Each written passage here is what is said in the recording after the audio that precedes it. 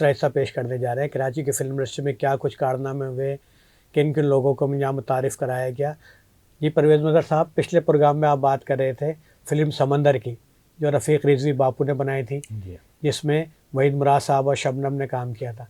तो रफ़ीक रिज़वी साहब के एक और होनहार सपूत जनाब सईद रिज़वी साहब, जिन्होंने ना सिर्फ कराची की फ़िल्म इंडस्ट्री बल्कि यहाँ की एडवर्टाइजिंग की दुनिया में भी बड़ा नाम बनाया, और आपका ज़ाती ताल्लुक़ रहा है सईद रिज़वी साहब से। तो सईद रिज़वी साहब के फ़िल्मी करियर के बारे में बताइए हमें। सईद रिज़वी साहब असल में क्योंकि टेक्निकली जो एक वो टेक्नीशियंस थे, और उन्होंने बतौर कैमरामैन अपनी जो कैरियर है शुरू किया। और उस वक्त कराची में क्योंकि सिंधी फिल्में बहुत बन रही थी और यहाँ पे जो है टेक्नीशियंस की भी कमी थी, और सईद रिज़वी साहब ने बाकायदा अमेरिका से जो है ना इसकी तरबियत हासिल की थी, और वो वहाँ से तरबियत हासिल करके आए थे, तो वो बहुत ज़्यादा इस मामले में काबिलियत रखते थे। तो उन्होंने अपने वालिद साहब को के उससे मदद से अपने वालिद साहब की सरपरस्ती में एज ए कैमरामैन अपनी कैरियर का आगाज़ किया। और उस वक्त मैं समझता हूँ कि वो उनके कैमरे से बनी हुई बहुत सारी फिल्में। सबसे बड़ी बात है, सईद रिज़वी एक बहुत बेहतरीन जो है ना मार्केटिंग का आदमी थे। उन्होंने जितने खूबसूरत ऐड बनाए ना, वो मेरा ख्याल है आज भी है कि उनकी वो उसकी जो है ना बहुत सुपर हिट है, पहचान है उनकी, पहचान उनकी वही है। तो वो अक्सर जब भी होता था वो कहते थे कि यार मेरी तो जो फील्ड है वो है मार्केटिंग, मैं तो मार्केटिंग का आदमी हूँ और एडवर्टाइजिंग का आदमी हूँ। तो उस बच्चों के उसकी जिंगल ज़्यादा बनाते थे उनके उन्होंने बनाई थी वो बबल एक चीज़ थी, डिंग डोंग बबल, वो एक बहुत उनका हिट हुआ था प्रोग्राम। फिर उनका लकी सीमेंट का एक बहुत वो हुआ था। फिर एक और उनका एक था, उसका नाम ये जो हमदर्द वालों की जितनी भी उन्होंने वो बनाई हैं, साफ़ी है या इस टाइप की रूह अफ़ज़ा का है, ये सारे चीज़ें उन्होंने बनाई थी। तो उनके फिल्मी करियर के हवाले से रफ़ीक सईद रिज़वी साहब ने जो है ना एज ए डायरेक्टर प्रोड्यूसर पहली फिल्म बनाई थी, उसका नाम था शानी। शानी पहली साइंस फिक्शन थी पाकिस्तान की, विजुअल इफेक्ट जिसमें और वो विजुअल इफेक्ट की बाकायदा तरबियत लेके अमेरिका से आए थे। तो उन्होंने ये तजर्बा अपना फिल्म इंडस्ट्री में किया। मैं समझता हूँ पाकिस्तान की पहली विजुअल इफेक्ट फिल्म थी और पहली साइंस फिक्शन फिल्म थी कि जिससे जो बनाई गई। इससे पहले पाकिस्तान में कोई साइंस फिक्शन बनी नहीं थी। उस साइंस फिक्शन ने लोगों को इस कदर मुतासर किया कि लोग बार बार देखने गए। मुझे अच्छी तरह याद है कि उस फिल्म को कराची के मुख्तलिफ सिनेमाओं में लोगों ने बाकायदा इस नज़रिए से देखा कि यार ये तो बहुत पाकिस्तान की फिल्म इंडस्ट्री के हवाले से बिल्कुल डिफरेंट फिल्म है। तो उस फिल्म की बाद फिर लोगों ने कोशिश की, लेकिन ना कोई कामयाब ना हो सका।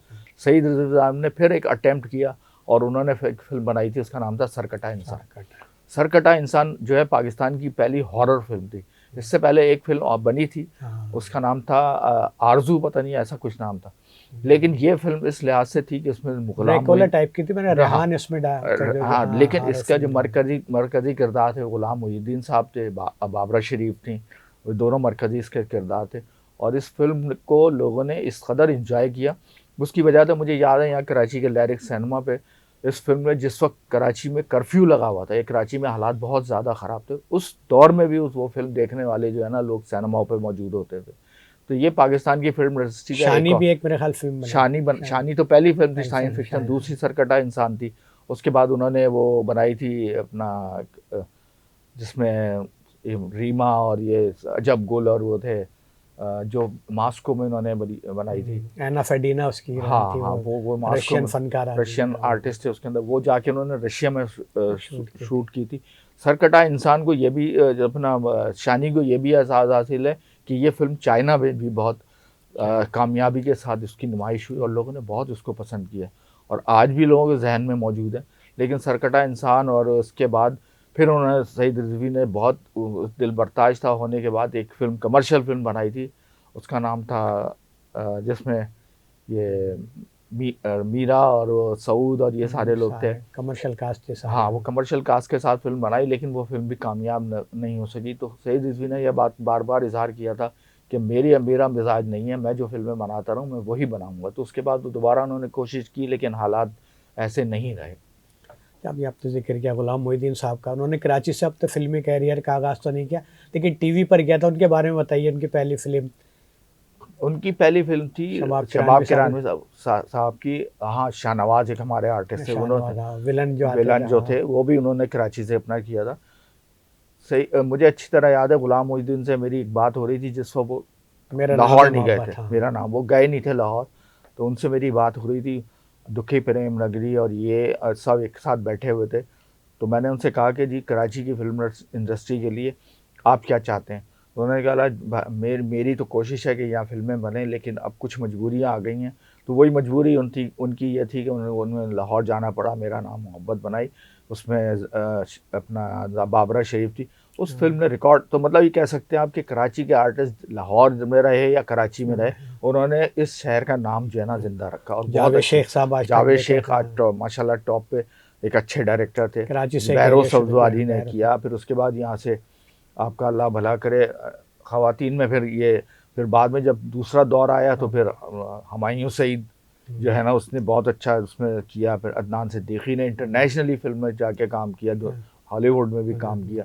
तो है, कराची का नाम अपनी जगह है, लेकिन कुछ बदकिस्मती ये कह लें कि कुछ हालात ने और कुछ साजिशों ने उसको कामयाब होने नहीं दिया। नहीं, कराची की फिल्म इंडस्ट्री के हवाले से ये कहा जाए जब रिवाइवल हो रहा है कि जी इंडस्ट्री का रिवाइवल कराची से होगा, तो कुछ अरसे के लिए एक अच्छा दौर आया, लेकिन फिर वही हालात हो गए। असल में यहाँ के जो सिनेमा मालिकान हैं, जो कमर्शियल जो जहन रखते हैं, मतलब उनका दिमाग सिर्फ ये है कि हमारी फिल्म जो है वो फिल्म चले कि जो उससे माली फ़ायदा हासिल है। उन्होंने कभी ये नहीं सोचा कि हम ऐसी फिल्मों को भी सपोर्ट करें। बहुत सारे हमारे पाकिस्तानी फिल्में बनी, लेकिन हमारे जो ये सिनेमा, मॉडर्न सिनेमा जिनको आप कहते हैं ना, जो इन सिनेमाओं ने उनको सपोर्ट नहीं किया, जिसकी वजह से जो है अब वो ऐसी फिल्म इदारों को सपोर्ट करते रहे जो बहुत बड़े बड़े इदारे हैं। अब जो मैंने उनका नाम लेना नहीं चाह रहा, तो सिर्फ उनको सपोर्ट किया, और उनकी सपोर्ट से अब आप जैसे लास्ट में एक फिल्म बनी थी अभी ये मौला जट, अब उस फिल्म ने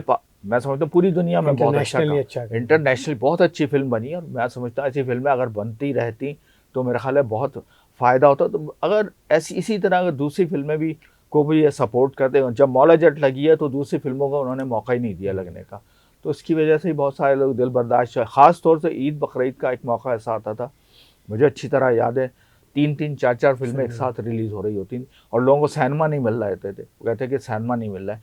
तो वो दौर था कि लोग खड़े होकर ब्लैक से टिकट भी ख़रीद रहे होते, मार भी खा रहे होते थे, लाइनों में भी लगे होते थे।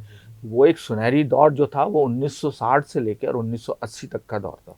उस दौर में 1980 के बाद पाकिस्तान की फिल्म इंडस्ट्री को सवाल शुरू हुआ, लोग आहिस्ता आहिस्ता फिल्में बनना बंद हो गई, फिर डिस्ट्रीब्यूटर हमारे जो थे उनकी कुछ मनमानियाँ थी, फिर सिनेमा मालिकान की कुछ मनमानियाँ थी कि इतने इस कास्ट, वो फिल्में जो बनवाते थे वो उसकी कास्ट वैल्यू के हिसाब से बनवाते कि जी वहीद मुराद होगा या मोहम्मद अली साहब होंगे तो हम फिल्म लेंगे, हम चलाएंगे, वरना नहीं लेंगे।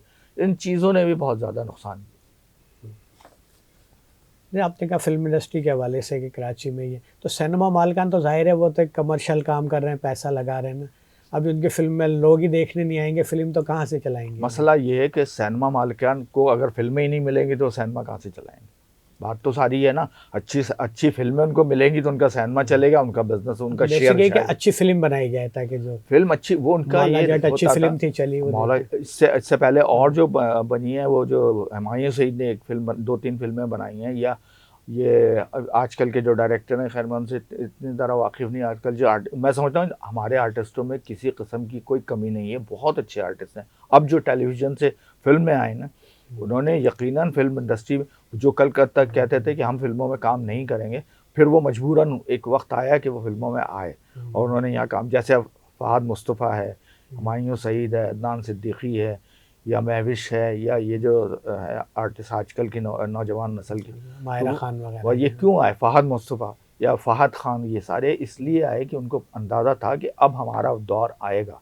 और टेलीविज़न ने ठीक है बहुत अच्छे ड्रामे किए, लेकिन नॉन कमर्शियल बेस पे वो ड्रामे रहे, उनको लोगों ने टीवी पे देखा, लेकिन फिल्म का एक मिजाज ही अलग थी ना। जब फिल्म में आए तो उनको अंदाज़ा हुआ कि बड़े स्क्रीन का जो मज़ा है वो उसका क्या है, उसमें क्या है, ये सारी चीज़। कराची की फिल्म इंडस्ट्री पर हम दोबारा आते हैं कि उसके वाले से कोई बताइए कोई ऐसे वाक़यात यादगार हमारे नाजरीन को।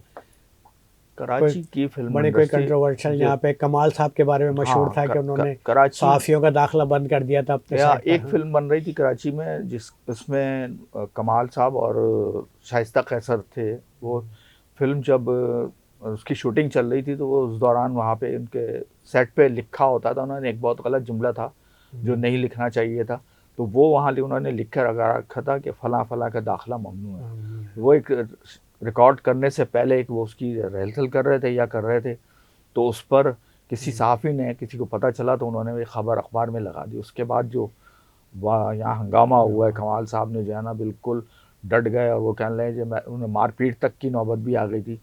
तो उसके बाद लोगों ने, सहाफ़ियों ने उस फिल्म के कमाल साहब का बाइकाट किया। मेरा ख़्याल है वो तकरीबन एक अरसे तक रहा, लोगों ने, सहाफ़ियों ने उनकी फ़िल्मों को, उनको कभी सपोर्ट नहीं किया।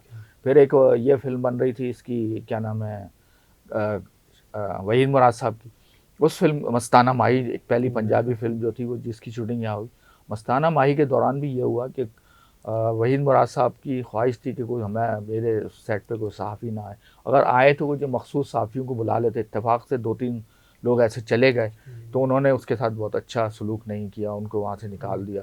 और ऐसे बहुत सारे वाक़े हैं। शमीम आरा के साथ हुआ, एक फ़िल्म की शूटिंग कराची में हो रही थी, शमीम आरा को थोड़ा सा लेट हुई तो उसके बाद उन्होंने, डायरेक्टर ने कहा कि जी आप वापस चली जाएं, हमें वापस की ज़रूरत नहीं, जब होगा तो आपको बुला लेंगे।